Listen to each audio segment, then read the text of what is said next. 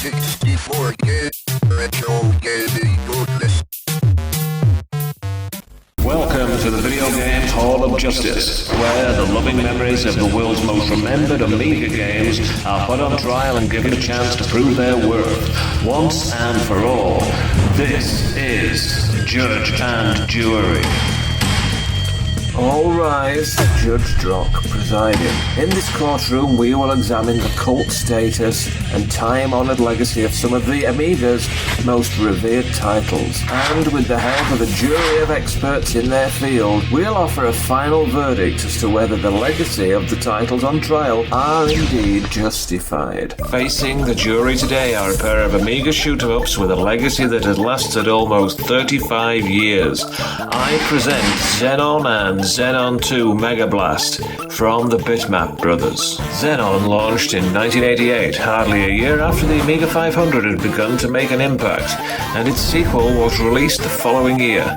Eager players of the era were limited to print media for their gaming info fix, and the glossy, colourful photographs and artwork did their utmost best to sell this new 16-bit era of gaming to the blaster-hungry public. The first Xenon looked great on paper, but the sequel, Xenon II, defied belief. But incredible looks were only half the story. The coolest DJ on the planet in 1988 was Tim Simonon, better known by his alias Bomb the Bass. Hi, nice to have you. Das ist Tim und das da drüben, das ist Merlin. And his coolest track, Megablast, lent its name and tune to the action. Atari ST owners were left crying into their cornflakes on the day they first heard this track blasting from the Amiga. Design the Atari ST. We have the facts, amazing looks that made you want to turn a page from the magazine and eat it, and a soundtrack that could make the even Commodore 64 owners look up and take notice. Do we have a perfect recipe? The jury shall decide. Now let's meet the defendants. Hey everyone, I'm Mark Macrae, originally from London, England, now residing in Wellington, New Zealand. I'm a massive fan of anything Commodore 64, Amiga and arcade gaming related, and I'm also a contributing writer and editor for the ZZAP Amiga magazine from Fusion Retro. I'm also delighted to be discussing classic Amiga games on this channel, which I hold in such high regard. Hey everybody, Bastish B here for the 64K YouTube channel. I'm originally from South Africa and now live in Canada, and I'm so glad to be finally making a series about classic Amiga gaming. Hi, my name is David-Motowylak. I live in the United States and have been a long-time Amiga fan since I purchased my first Amiga 500 back in 1988. You may now present your evidence.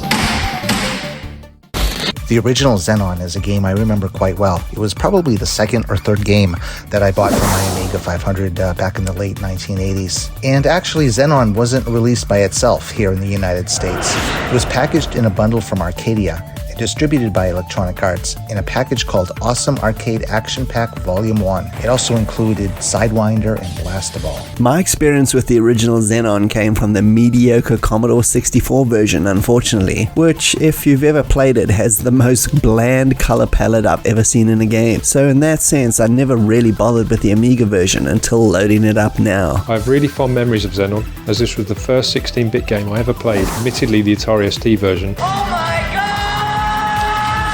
But I was so amazed by the graphics and sound that I fell out of love with my Commodore 64 almost instantly. I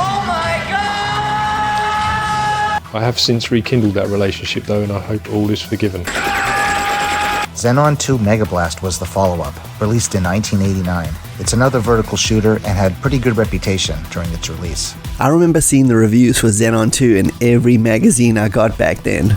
Every one of them raving about it, giving it top scores across the board. I would just sit there and drool over the screenshots. I just couldn't believe it was a home game and not an arcade. It made me want to get an Amiga so much. Fortunately, my local software shop had a demo of it on display, as they had with most new Amiga games, so I got to play it not long after its 1989 release. On loading up Xenon 2, the Bomb the Bass intro hits you, and it's still really impressive today. It really gets you pumped up for the game.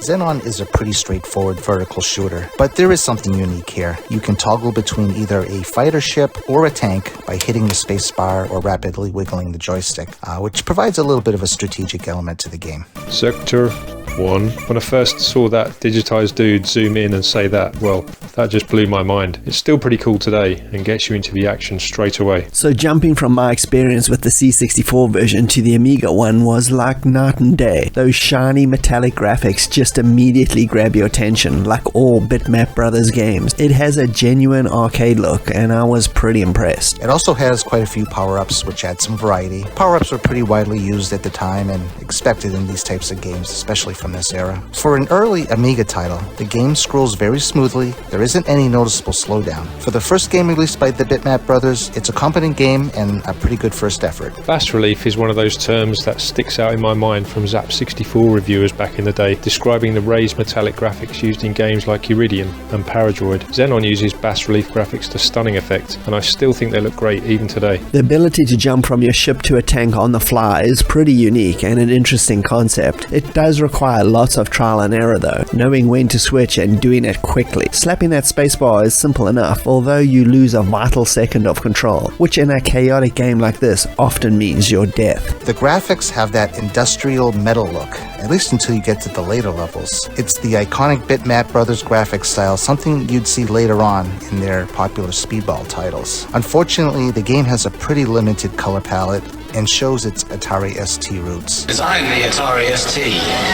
The graphics are nice, it looks good, but the Amiga can do so much better. I think the ability to switch between ground ship and fighter jet was pretty groundbreaking at the time, no pun intended. I'm not sure there were many games that tried that before or since. What was really annoying though was waggling the joystick to switch. Sometimes this would be totally unintentional. You'd be like moving around like mad to escape the chaos, and suddenly you'd land right on top of a cluster of alien tanks. And then on the flip side, when you wanted to switch, you'd waggle like mad and it just wouldn't happen. A bit like trying to get hyperspace in the Millennium Falcon. The music overall is pretty good by David Whittaker, who did many excellent C64 and Amiga tunes. It's not his best work by any means, but pumps along to the action. I really love the Rob Hubbard style electric guitar bits, but none of the tunes overall are very memorable compared to David's other work. The music, it has its moments, especially the electronic guitar sounds, but otherwise it's very high-pitched and chirpy, and very repetitive. The music was done by David Whittaker, who's done some amazing work, but this one just isn't one of my favorites. Though it's not Bomb the Bass,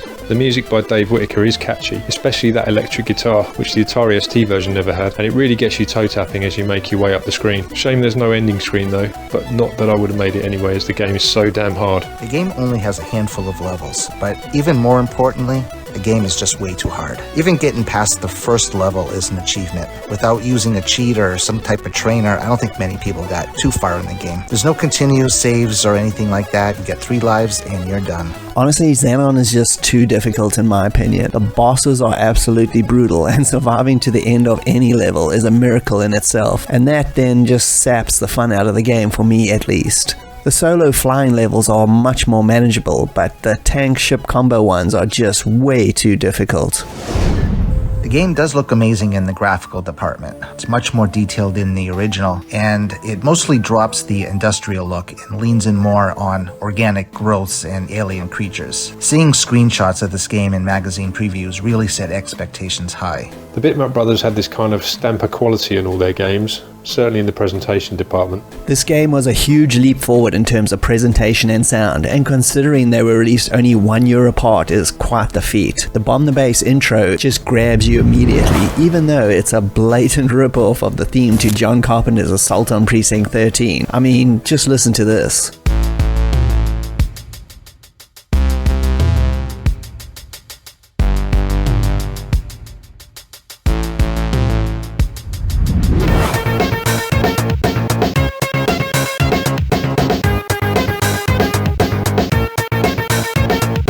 It's basically a sample of the whole track with slightly different instruments. I'm on to you, Tim. You can't talk about Xenon 2 without mentioning the soundtrack. An arrangement of Megablast from Bomb the Bass. It was one of the first games to feature a song by a well-known musician. The music is filled with lots of samples and thumping drum beats, and it is pretty impressive. Along with the graphics, it's what people talk about when this game is mentioned. However, this is the only song in the game, and it does repeat over and over. It is a shame that in-game music clashes with the sound effects though, with the sound effects getting priority. It can be distracting at times when a key channel of the music cuts out, especially when using autofire. The graphics in this game are absolutely gorgeous. The further you get, the more you're treated. The giant bosses are impressive, and the alien creatures are a welcome addition to the slightly boring metallic beasts of the first game. An interesting feature in Xenon 2 is that you have the ability to reverse direction and scroll downwards rather than up. And you sometimes need it, as there are several dead ends you might encounter as you progress through the game. I also get to give props to the shop owner, who they give the name of Crispin. I love the design of this guy. Kind of looks like something from Predator. He has become sort of an iconic image over the years in Amiga gaming. The guy is rude as hell though. You can't fault the graphics, which are absolutely stunning. Phenomenal detail on the sprites and backdrops, and that kind of coral parallax layer adds a real sense of depth. Now, I may be in the minority here, but despite the impressive aesthetics, I think the game is overrated. Cue shock picture. Oh my god! It's a classic case of form over function for me, and if you're really into your shoot-em-ups, you'll find something lacking if you scratch beneath the surface. Visually and sonically, Xenon 2 is amazing, even though only using one audio track for the entire game does get a bit tiresome after a while. The quality at a quick glance is spectacular. Gameplay though is a bit chunky. It's satisfying with its big power-ups, but still kinda lacks that addictive quality that games like Battle Squadron have. Personally, I find the controls a bit loose, and the collision detection is slightly off in places, just enough to affect gameplay. The weapon upgrades are really impressive, probably some of the best in any game, however they do slow down the action in later levels. Now onto the gameplay, which is where I have to knock some points off. Simply put, the game is slow and sluggish, and the frame rate just makes the game feel choppy. Your ship is big, especially when loaded up with side guns. The aliens are big, and the tunnels and walls just make everything feel cramped. While there are lots of power-ups, it tends to make the game feel unbalanced. And like the original, the game can be super difficult. But at least there are some continues, so it's possible to play a while with some practice. But overall, it just lacks that something that the top shooters all had, and I'm talking Battle Squadron, Project X, for example. So, overall, both Xenon and Xenon 2 might be considered classics for the Amiga, but in my opinion, there are so many better shooters out there that are worth your time. The first Xenon is well made and impressive for a first game by a team, but the insane difficulty and twitchy swapping mechanic make it a difficult game to enjoy today. So for me, its legendary status is unjustified. Overall, it's still a great game in my opinion, and one that I crank up regularly. I think this one holds up today, so for me, it's justified. Xenon was a good first effort, and the sequel set the bar high for graphics and sound. But I feel both of these games suffer in the gameplay department. And at the end of the day, isn't that really what's most important? Xenon 2's visuals wowed me back in 1989 and took the press by storm. It was one of those games like Rise of the Robots that blitzed your mind with publicity and lulled you into a visual and audio feast. I am definitely not comparing this game to Rise of the Robots. It's vastly superior in every single way. But as a game now, it's just a bit of a chore to play, with its controls and difficulty just being a bit all over the place and not as slick as some other Amiga shooters that have aged way better. So in this sense, Xenon 2's legendary status, unfortunately, is slightly unjustified. Hybris, Battle Squadron, R-Type, Banshee, all are far better shooters, and I'd recommend any of those over the Xenon games. So for this time around, I am going to give my judge and jury vote a thumbs down. Back in 1989, I got caught up in the hype. Today though, I'm a bit more savvy, and my vote is not justified. And the verdict is unjustified for both. The court is now adjourned. All rise, and we'll see you again soon for the next case.